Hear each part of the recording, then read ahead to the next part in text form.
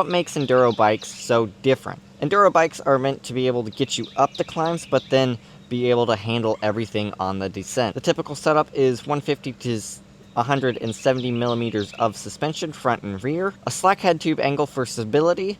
A cross-country bike would have a steeper head tube angle, which makes it good for climbing, but not always the best for descending. So they slacken out the head tube angle. A longer wheelbase, because that is much sturdier at high speeds. A dropper post, obviously, because you don't want your seat up while you're descending. Strong brakes, definitely 4-piston with at least 180 millimeter rotors. And then very aggressive tires. You want the knobby tires on enduro bikes. They are meant to feel planted when things get fast and rough. Now, you don't always need a enduro bike to ride enduro trails. Like my Fuel EX 8.6, it's only got 145 millimeters of travel in the rear and only 150 in the front. You can definitely ride this on an enduro trail, but it will take more skill and you need to be precise with your lines because you can't have the suspension bail you out of your mistake. So would a full enduro bike give you margin when things get sketchy? Yeah, it will. Will it make you faster? It could. It's not necessarily going to make you faster, but if you rode a cross-country bike on the same trail, it's definitely going to make you faster.